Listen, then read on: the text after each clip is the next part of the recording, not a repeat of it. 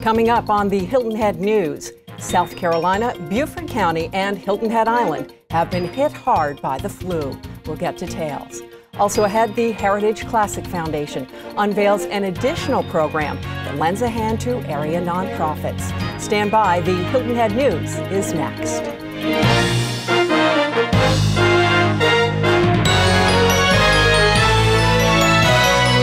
Welcome to the Hilton Head News. I'm McNair. 911 calls to report violent crimes in Beaufort County reached a 4-year high in 2012. The definition of a violent crime, according to the FBI, includes homicide, rape, aggravated assault, and robbery. In 2012, 933 violent crimes were reported to the County Dispatch Center, and that's up from 841 calls in 2011. Beaufort County Sheriff P.J. Tanner tells the Island Packet that the information is imprecise. One reason, the numbers are based on incidents reported during first calls to the dispatch center, not the actual crimes that subsequent investigations reveal. 16 law enforcement officers have taken on additional responsibilities, serving as part-time resource officers in Beaufort County elementary schools. Sheriff P.J. Tanner says the program, which began last week, will help young children feel more comfortable around law enforcement and in turn make those children more likely to come forward with safety concerns. Acting Superintendent Jackie Roseworm says the new elementary school patrols are an excellent addition to the district's overall safety procedures. The Beaufort County Board of Education recently voted to move one of its 2 monthly meetings from the Beaufort County Council chambers to the Hilton Head Library. The school board holds its meetings on the first and third Tuesday of the month. The meeting at the library will be on the third Tuesday of the month. Board Chair Bill Evans says the change is designed to make it easier for Southern Beaufort County residents to attend those meetings.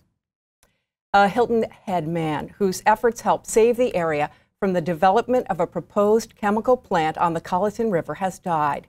In 1970, David Jones traveled to Washington, D.C. on his shrimp trawler and presented 40,000 signatures of those in opposition to the chemical plant. David Jones was 85 and died Wednesday, January 9th. He was the first African American from Hilton Head Island to serve on the Beaufort County Council. When you drive by the Shelter Cove Mall, it's apparent redevelopment work is underway. The plans for the finished project include a community park, a Kroger grocery store, nearly 300,000 square feet of commercial space, and more than 200 apartments.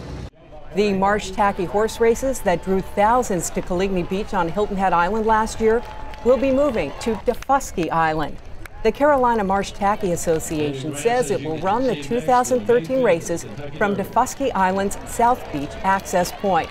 The date of this year's races, April 27th. The horses will be taken over to Defusky by barge the morning before that race. Here's what's happening around the region. Authorities say a Berkeley County couple whose infant was mauled to death by a dog last year has lost custody of their other 2 children again after a dog bit one of them. A State Department of Social Services spokesperson says the 2 children were removed last week from the home of their parents, Quentin and Chantel McGrew. The action was taken after a January 3rd report that their son was bitten by a dog and suffered puncture wounds to his right cheek and the left side of his nose. Last April, the couple's Labrador Retriever mix mauled and killed their baby, Aiden, as he sat in a child swing. Quentin McGrew was sleeping in a nearby room at the time of that attack. He is awaiting a trial on a charge of illegal conduct toward a child. The state newspaper reports that last week, the State Board of Education suspended the teaching certificate of Kinsley Wensky, a Dreher High School teacher. Wensky was arrested on 2 charges of sexual battery with a student, 16 or 17 years of age, for her alleged relationships with 2 male students. The State Board of Education has disciplined 18 South Carolina teachers over the past 2 years for sexual offenses against students. The board has reprimanded or suspended or revoked the licenses of 143 teachers in South Carolina since the beginning of 2011 for problems ranging from coming to school drunk to defaulting on loans for teacher certification exams. A South Carolina lawmaker wants state health officials to be able to offer the HPV vaccine and educational materials to 7th graders. State Representative Bakari Sellers of Bamberg held a news conference Monday to discuss his proposed legislation at the Hollings Cancer Center at the Medical University of South Carolina. The HPV, or human papillomavirus, is a relatively common virus, but some types can cause cervical cancer. Sellers says he's bringing forward the legislation because, quote, "One thing I want everyone to understand is that the cost of someone who actually gets cervical cancer when it could have been prevented at an early age is draining. It's a cost that everyone in the community has to bear." The South Carolina Air National Guard now has its first black general. Colonel Calvin Elam was promoted to the rank of Brigadier General Sunday at the McIntyre Joint National Guard base outside Columbia. The Greenwood native also has his own financial business. It is known as Elam Financial Group. Now, when we come back, a look at the severity of the flu season here on Hilton Head Island. Stay right there. The Hilton Head Humane Association is dedicated to providing a safe haven for cats and dogs, caring for 2,500 abandoned, injured, and abused animals in the past year alone. Visit HHHumane.org to see the current pets in need of forever homes, including this Pet of the Month, plus learn about upcoming adoption events and even donate online. You can also find them on Facebook, plus visit in person from 11 a.m. to 4 p.m. daily. Donate, adopt, volunteer, and make a difference at the Hilton Head Humane Association.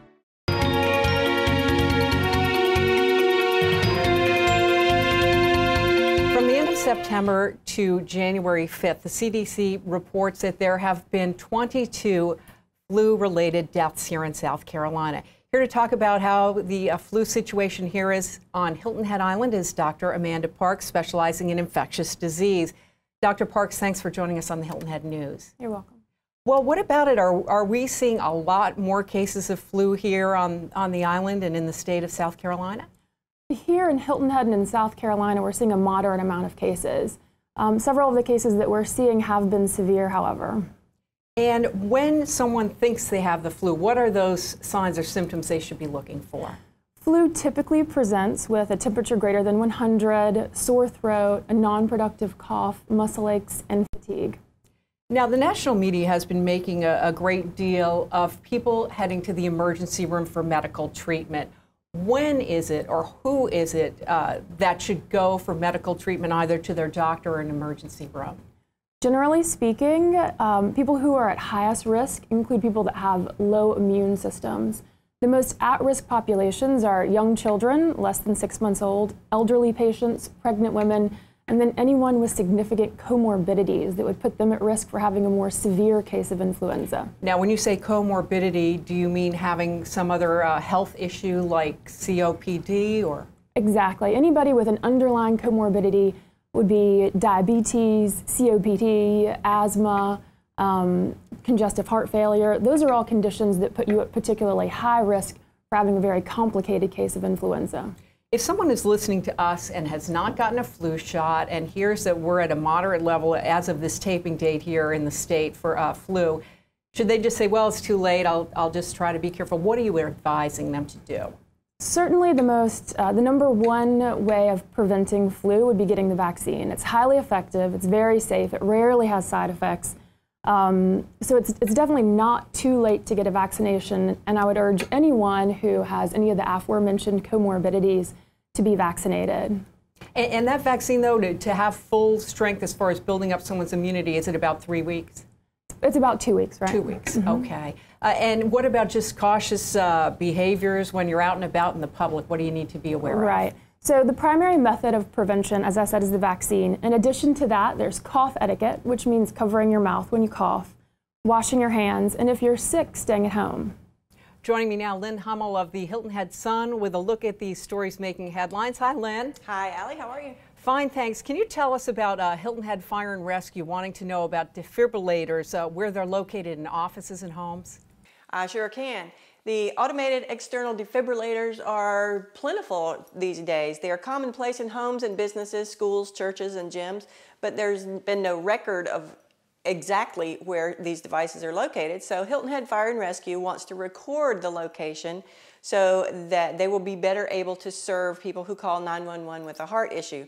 When such a call is received from a particular address with this new registry, the dispatcher will know where an AED is located and can tell the caller, and also will have the contact information of someone, and they could potentially walk them through how to use it so that they could save lives. Wow, that's a great idea. Now, how can viewers register a device if they have one? The best way is to go online at www.hiltonheadislandsc.gov/departments/fire. Now, Lynn, we had some video earlier in the show of the work that's being done, construction work over at the mall at Shelter Cove. What's the latest on that? Well, as most of us know, they're undergoing a massive transformation, and that starts with demolition. Work began weeks ago inside the mall, taking out some of the interior parts, and last week the exterior began to come down, starting with the former Saks Fifth Avenue and off Fifth anchor store. The makeover will convert the mall into an open-air, mixed-use development that will include retail, restaurants, apartments, and a community park. And the center will still be anchored by the two Belk stores, and there will also be a brand new Kroger grocery store. Well, earlier on an earlier Hilton Head News, we let folks know that it looked like the Marsh Tacky races weren't going to be happening on Hilton Head Island. They are going to take place this year, but tell us what's going to happen with the location. Well, they've changed and moved to another island. It was announced last week that the very popular races will be held on Defusky Island this year on April 27th. The Carolina Marsh Tacky Association is sponsoring this event solo. A couple of months ago, the Coastal Discovery Museum and the Native Island Business and Community Affairs Association backed out. There had been some safety concerns on the part of the museum, and there was also some friction between some of the local horse owners and the Marsh Tacky Association, which said that local horses were not purebred and they were not registered, and therefore they would not be allowed to race.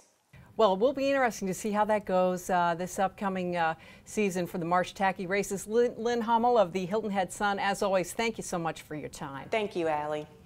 It's happened before and it's happened again. Our area has garnered the attention of national media as a great destination. And here to talk about that, Charlie Clark, Vice President of Communications for the Hilton Head Island Bluffton Chamber of Commerce. What about it, Charlie? It's great. You know, Allie, it's really great to see. And most people that live in the Low Country don't have the opportunity to really get a grasp on just how often Hilton Head Island and the Low Country are mentioned in the national media. And we just recently had some great media hits, as we call them, in national media. Golf Digest, as a matter of fact, was listing they do the golf listings. We're always usually on the list for top places to golf in the country. That's almost a given for Hilton Head Island. But they had done a ranking in terms of very different lists of best places to golf with buddies, best places for a family golf trip, best places for a romantic golf trip, of all things. And out of the 8 lists, Hilton Head Island made 7 of the 8. Wow, that's so fantastic. it's important that we're on that. Another one we just received is something called justlux.com. This receives over 2.1 million visitors each year. You know, it's amazing when you think there's so many resources for travelers to find out where to vacation. And Just Lux is a big, big resource for luxury travel and that upscale travel that we're always trying to attract. So is there any way to translate what that means to our area? Yes, there is. It means, and a big thing it means for us is awareness. It means awareness for our destination. It's a very, very competitive travel outlook out there. When people are deciding where to take their vacation, they have a lot of options. So staying top of mind with potential visitors is really critical. And the more we can be in those national media outlets, the more awareness we build for our destination. Well, do you think that the national coverage by the press, or the national press coverage, really affects how people make their decisions? You know, it really does. Peter Yesowich, who is one of the leading researchers when it comes to travel and tourism, has noted that editorial coverage such as this that we're getting is one of the top influencers for visitors and travel. We're all still buying magazines and we're all still buying newspapers for the articles, not the ads. So as much as we advertise, and that's an important part of what we do and what other destinations do as well, but a third-party endorsement that comes from editorial coverage of a destination is pretty priceless when it comes to influencing a traveler on where to take their next vacation. As always, some great information. Charlie Clark, Vice President of Communications for the Hilton Head Island Bluffton Chamber of Commerce, thank you so much. Thanks, Allie. And when we come back, an update on the real estate market from James Wedgeworth and much more. Stay right there. Beaufort Town Center, the perfect place to live, work, play, and shop. Uniquely located on Boundary Street, Beaufort Town Center is adjacent to city and county government buildings at the entrance of Beaufort's historic district. This new urban town center seamlessly blends lodging, office space, retail, restaurant, and residential sites with pristine views of the Intercoastal Waterway. Let the executives at Beaufort Town Center assist you with any of your real estate and leasing needs. Call today at 843-521-9000.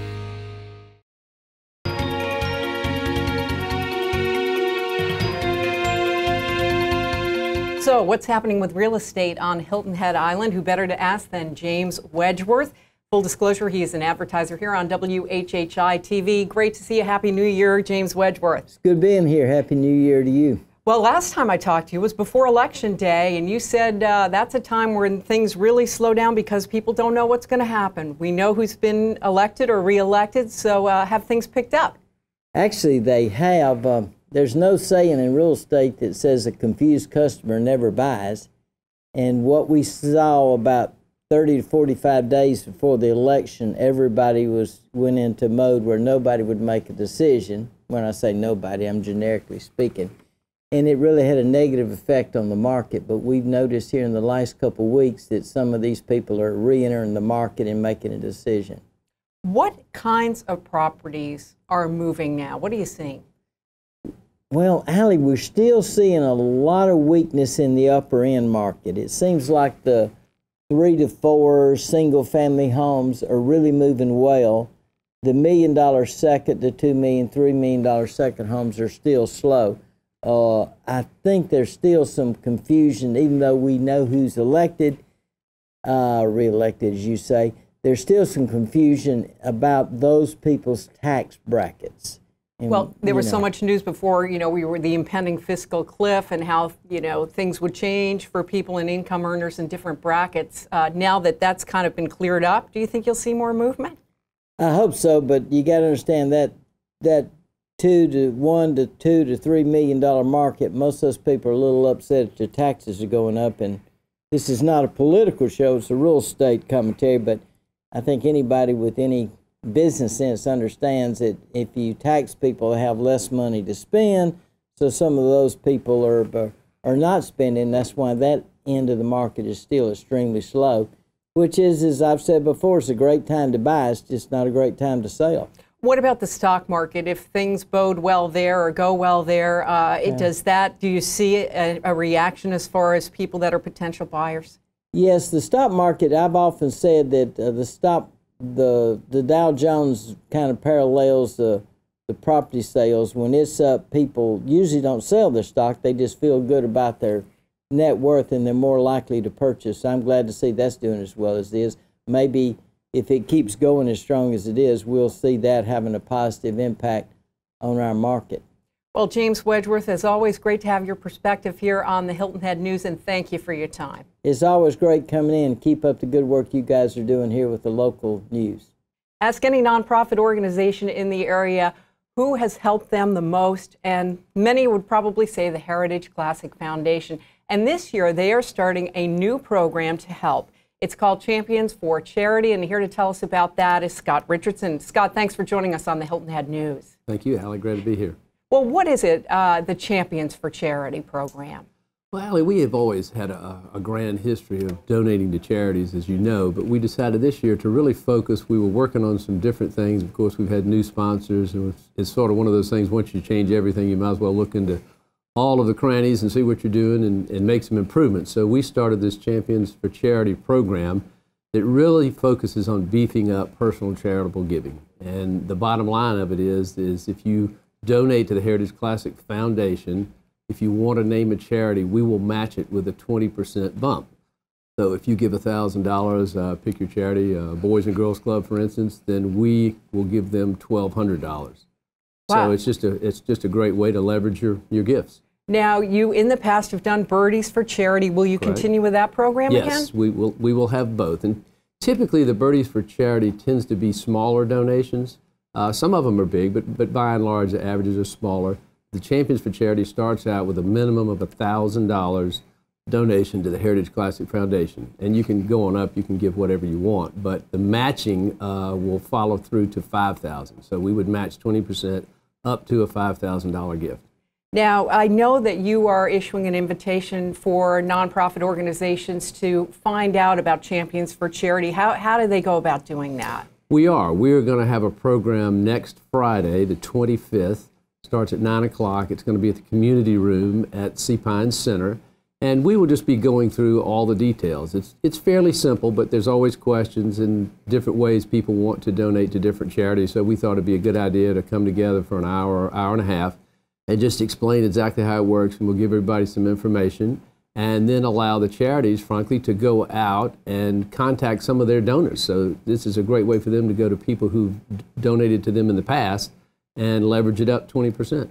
If I am someone with a nonprofit organization and for some reason I haven't established a relationship yet with the Heritage Classic Foundation, am I able to attend that meeting or get involved? Sure, we welcome everybody, and we have what we call an accepted list of charities, but feel free if someone has a charity that they want to donate to. We would have to look at it, of course, and we're just making sure where it's going and that it is a 501c3 and so forth. But if you have something new that's not on our list, we'd be glad to consider it. Well, Scott Richardson, we appreciate your taking the time to let us know about this and joining us here on the Hilton Head News. Thanks so much. Well, thank you. We look forward to seeing everybody next week. She joins us every week with some thoughts on where to go Hilton Head Island. That is Nancy Watts. Hi, Nancy. Hi there. Good to be back. Well, you've got some interesting ideas for us as ways to keep both our minds